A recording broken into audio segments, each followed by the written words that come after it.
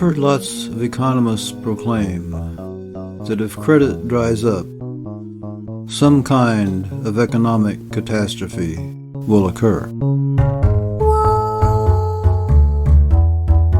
I think the reality is, if we get too many bankers and too much credit, some kind of economic catastrophe must occur.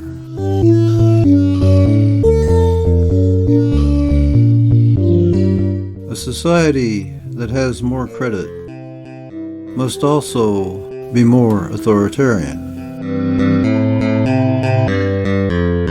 Coercion of one form or another is often required to get people to pay debts.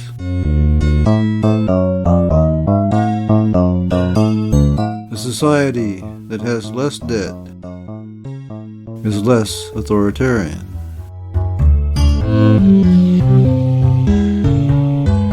A lot of debt leads to debtors' prisons, or some approximation thereof, like student loans that cannot be forgiven by bankruptcy.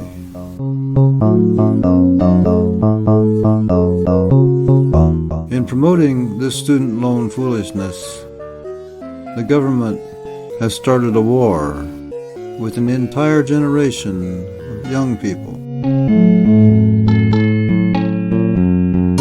The young people will win the war, but it will cost both sides dearly. Or perhaps people will come to their senses and realize that our social, legal, and economic system is so out of kilter that it must be repealed and replaced.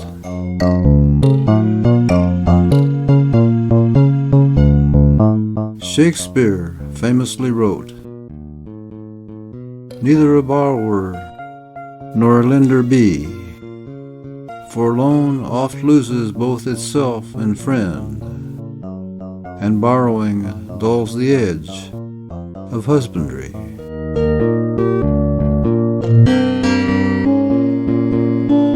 The big problem with credit is that humans are very poor at predicting the future.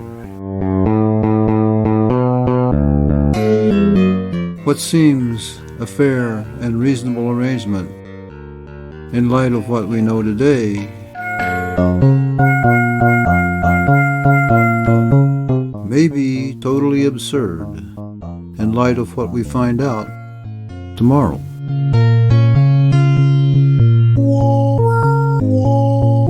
If we don't have a method of adjusting agreements, when circumstances change, we get social conflict. Conflict is very wasteful of resources and also prevents us from getting useful work done.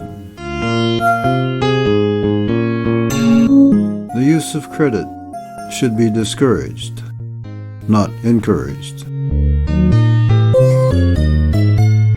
We can minimize the use of credit by keeping all relationships balanced at all times to the degree possible. If equity is fairly distributed at all times, a relationship can be ended at any time without creating inequity and conflict. A relationship that maintains real-time equity is a more stable and a more long-lasting relationship.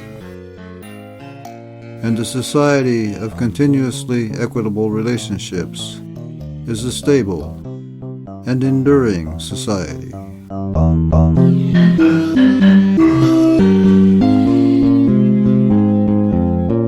Work should be fully paid for as soon as it is completed. Goods should be fully paid for as soon as they are delivered. That used to be the way things were done in the USA, and we are now facing major economic problems because of our adoption of an authoritarian, credit-based business model.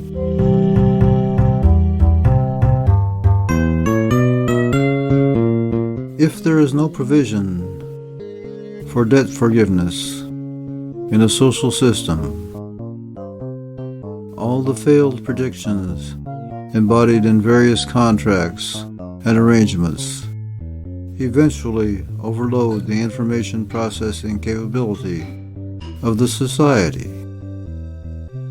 and the society fails. To avoid systemic failure, there must be a way to acknowledge and correct mistaken predictions about the future. The correction process must ensure that those who are best at predicting the future are rewarded the most.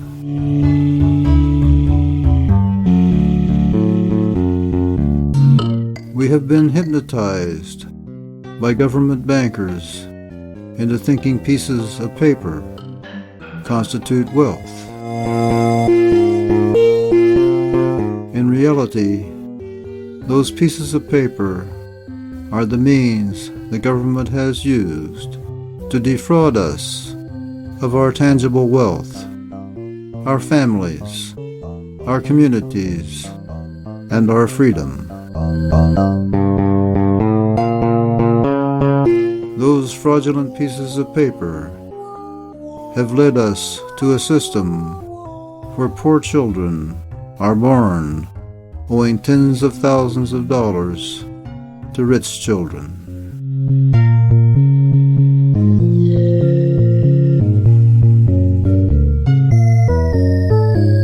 If we want a healthy economy, we must learn to minimize the use of credit. We need to get back to work and learn to get along with each other.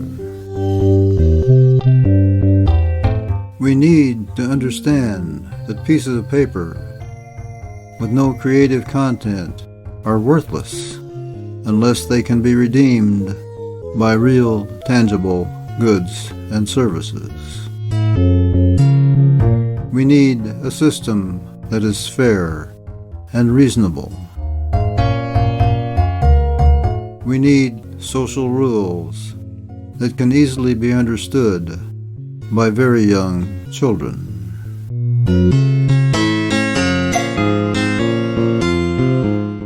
In the beginning of the USA, dollars were created by work. Now, dollars are created by a banker pushing a key on a computer. Our money has become a Ponzi illusion that steadily loses real value. Our Ponzi fake currency is rapidly approaching zero value. We need to say no to the Ponzi dollar that is now based almost entirely on debt that can never be repaid. We need to say no to rules and regulations that are designed to make us slaves of the military-industrial complex. We need to say no to taxation, incarceration, education, and war.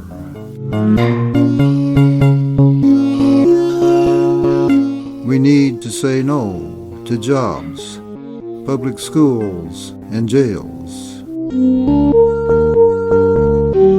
We need to say yes to work, families, tribes, communities, freedom, and prosperity.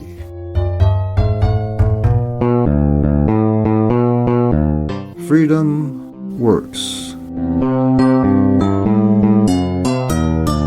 Slavery sucks.